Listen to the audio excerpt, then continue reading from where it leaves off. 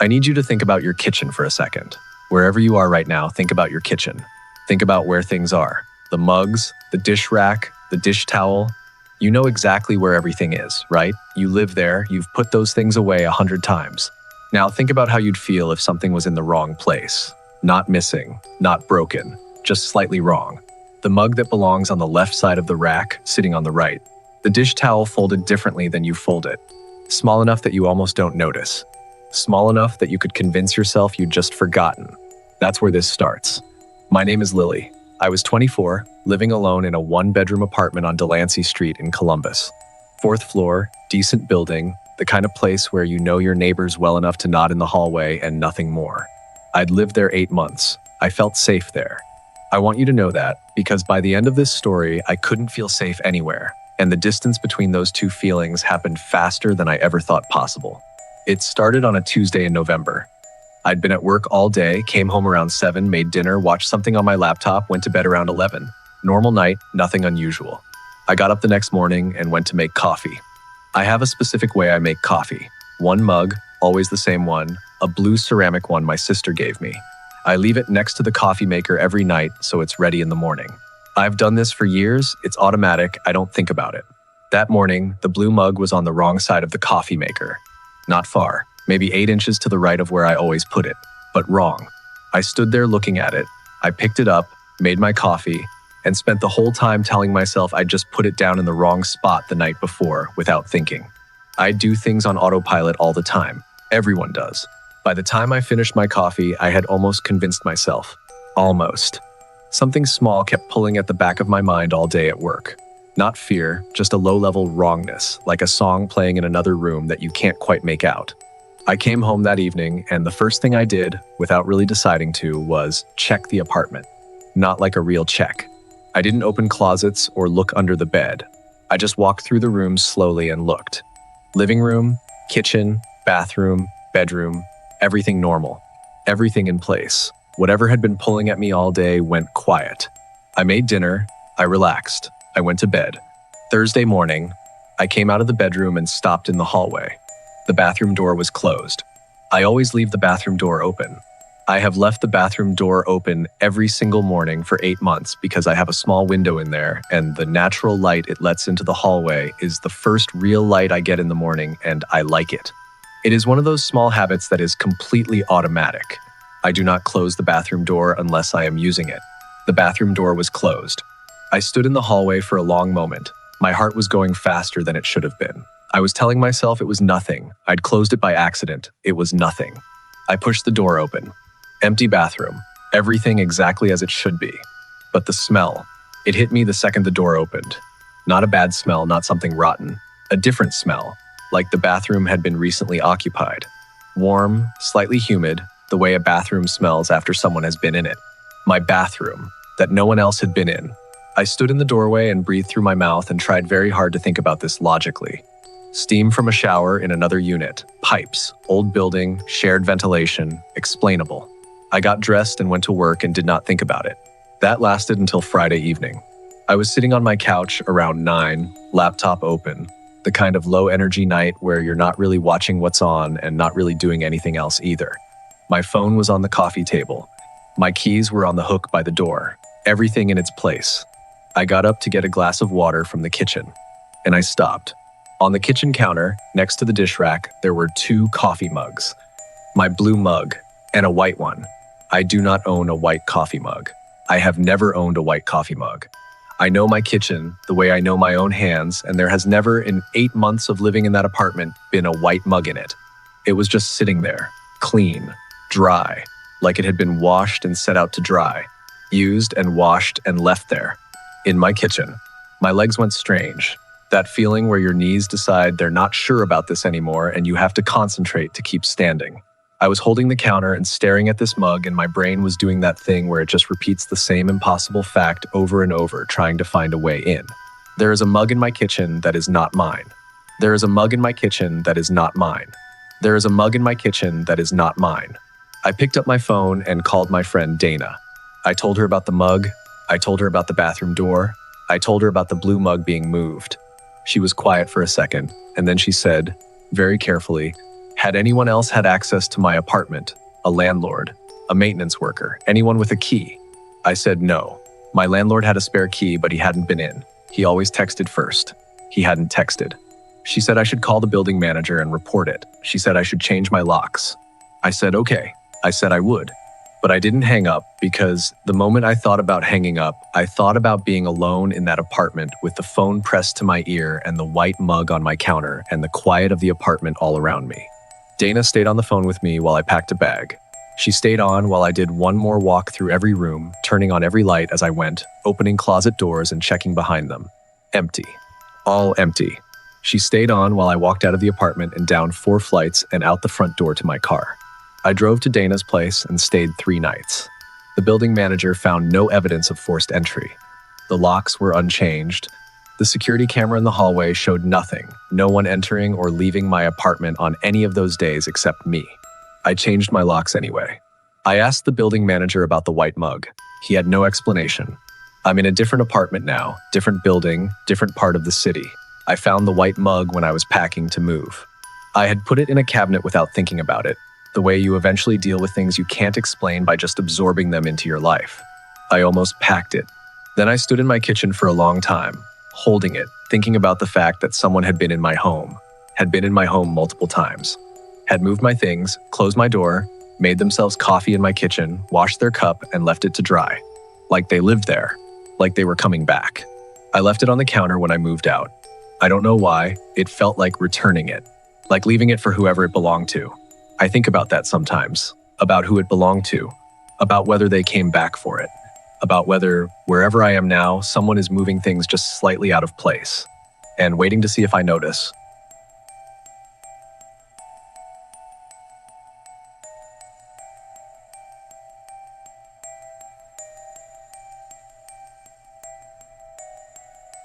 Before I start, I want to ask you something. Are you alone right now? If you're not, this story will still be fine. A little unsettling maybe, the kind of thing that lingers a bit after it's over. But if you are alone, I need you to do something for me before I go any further. I need you to take a second and just listen to the space around you, not with your eyes, just with your ears.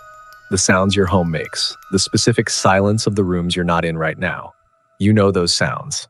You've lived with them long enough that you don't hear them anymore. They're just the background, the noise floor of your life. But they're there. And right now, before this story ends, I want you to be aware of them. Because this story is about what happens when one of them is wrong. My name is Nina. I've told this story 3 times, and each time I tell it, I watch the person's face change at the same point, not at the obvious parts.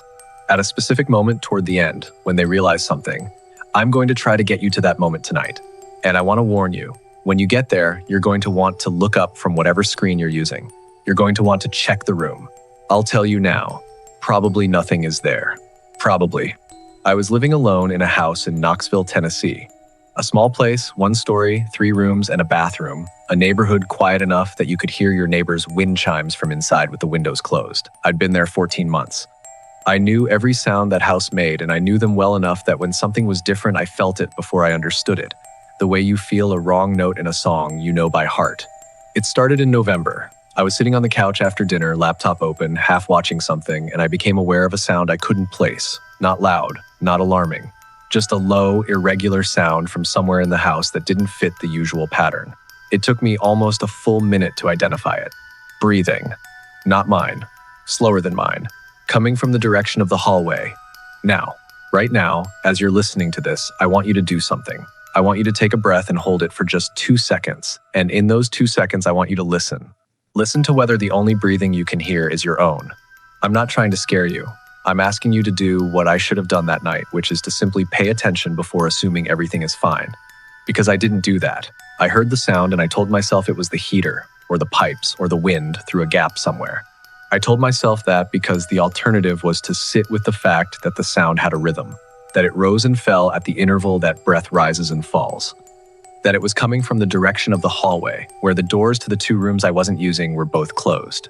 I went back to my laptop. And here's what I want to tell you about that decision, because it matters. We do this. We all do this. We hear the thing and we reach immediately for the explanation that lets us stay where we are, comfortable, not afraid. It is a completely natural response. It is also sometimes the wrong one. The breathing stopped after a few minutes, or I stopped hearing it. I'm still not certain which. I went to bed. I checked the other rooms first, quickly, the way you do when you're not actually afraid and just going through a motion to satisfy some small part of yourself that wants to be sure. Both rooms empty. Of course, both rooms empty. I went to sleep. The next evening, I came home from work and something was different. Not moved, not disturbed, nothing you could photograph or point to. Just the feeling, very specific and very clear, that the air in the house was different from the air I had left that morning. Warmer, slightly more used. The way air feels in a space that has had a person in it. I stood in my front doorway for a long moment before I went in. I want to pause here and ask you again, what do you hear right now? Not what you expect to hear, what you actually hear. Because the house sounds I'm describing, the sounds Nina hears in her house in Knoxville, they are not exotic. They are the same sounds every house makes. The settling, the pipes, the particular silence of closed rooms, the sounds you have learned to ignore, the sounds that, if something were there, it would be hiding behind. I checked every room that evening. Closets, under the bed, the bathroom, the small storage space behind the furnace. Nothing, everything in place. I went through the whole house and found nothing, and I still could not shake the feeling. I started doing something after that. Every morning before I left and every evening when I came home, I took a photo of each room on my phone. Not because I expected to see anything, because I needed the record, because I was starting not to trust my own memory of how I'd left things, and a photo is harder to argue with than a feeling. For 11 days, the photos matched. I'd come home, compare, nothing different. On the 12th day, the chair at my kitchen table had moved. Not far, 6 inches maybe. Pulled out slightly from the table, at an angle, the way a chair looks when someone has just stood up from it. I had pushed all the kitchen chairs in that morning. I had the photo to prove it. I stood in my kitchen with my phone in my hand, photo from the morning on one side and the room in front of me on the other, and I felt something I had never felt in that house before. Not fear exactly. More like the floor of my understanding dropping away. The moment when you realize that the question is no longer whether something is wrong, but how long it has been wrong without you knowing. How many days before I started taking photos? How many mornings I had left and how many evenings I had come home? How many nights I had slept in that house believing I was alone? I want you to sit with that question for a moment. Not the story, the question itself. Think about your own home, the place you are right now, the place you know so well you stop seeing it. Think about whether you would notice, whether you'd catch the chair moved 6 inches, the door left 2 degrees more open than you left it, the smell of the air just slightly different. Think about how long something could be present in your space before you found the evidence. And then think about whether you found all of it. I called a friend and asked her to come over that night. I didn't tell her why, I just said I didn't want to be alone. She came. We stayed up late talking, and I felt completely normal. And by the time she left, I had almost convinced myself the chair was something I'd done without thinking. That night, after she left, I did my final check of the house before bed. And I found it. In the small closet in the spare bedroom, behind the winter coats I hadn't touched since March, there was a sleeping bag, unrolled, used, with the clear impression of a person in it, the fabric compressed in the shape of a body, a head, shoulders, the length of someone who had slept there. In my house, in my closet, while I slept 20 feet away. Not last night. The sleeping bag was cold and the impression in it had partially relaxed, the way fabric does when it's been empty for some time. Not last night, but recently. Within the last few days, while I had been taking my careful daily photographs of the kitchen and the living room, someone had been sleeping in my spare bedroom closet. I left the house without touching it. I called the police from my car. They found no one. The sleeping bag had no identifying information. There were no fingerprints that matched anyone in the system. No one had been caught. The case had gone nowhere. I have been in 3 apartments since that house. I check every closet before I sleep. Every one, every night, even the small ones, even the ones I use every day and know are empty. And sometimes I think about the question I still don't have an answer to. Not who it was, not how they got in, how long, how many nights I came home and made dinner and watched television and brushed my teeth and got into bed and turned the light off. How many nights I fell asleep to the sounds of my house settling and the pipes clicking and the particular quiet of the rooms I wasn't in. How many nights the breathing I heard and dismissed was not the heater and not the pipes and not the wind. Now, right now, before this ends, listen to your home. Tell me every sound you hear belongs there. Tell me you're sure.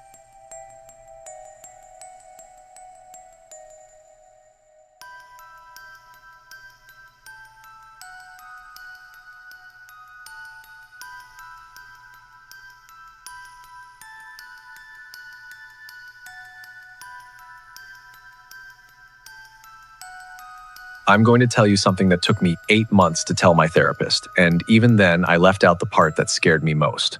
Because the part that scared me most isn't something that happened to me from the outside, it's something I found out about myself.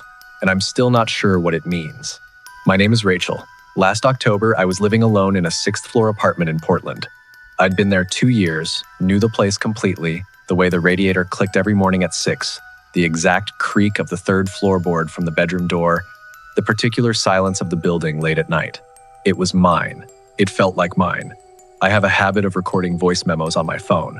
Not for anything specific, just when an idea comes to me or I want to remember something. I do it maybe 2 or 3 times a week. I've done it for years.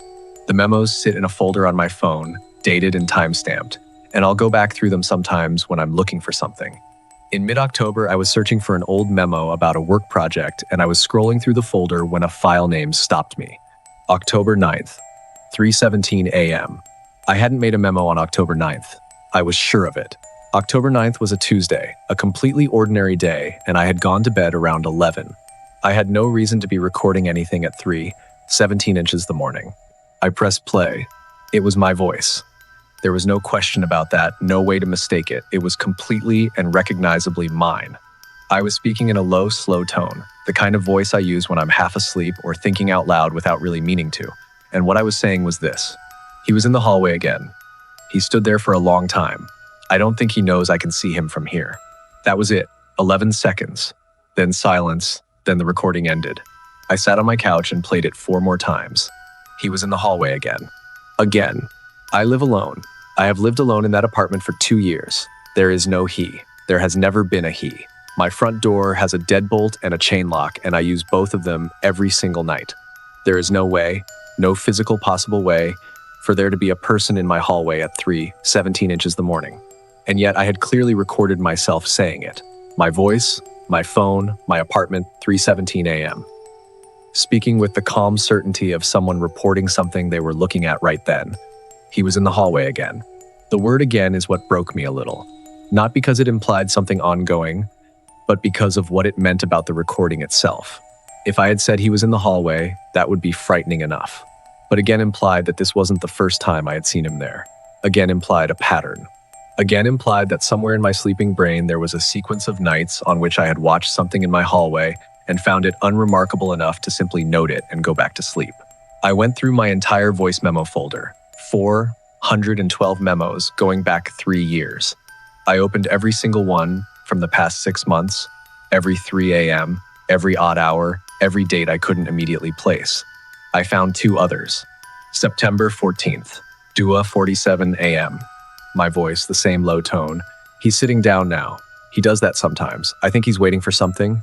September 20th, 9:02 a.m. Just 4 words. He looked at me. 3 recordings. September 14th, September 28th, October 9th. I hadn't remembered making any of them. I had no memory of those nights being different from any other night.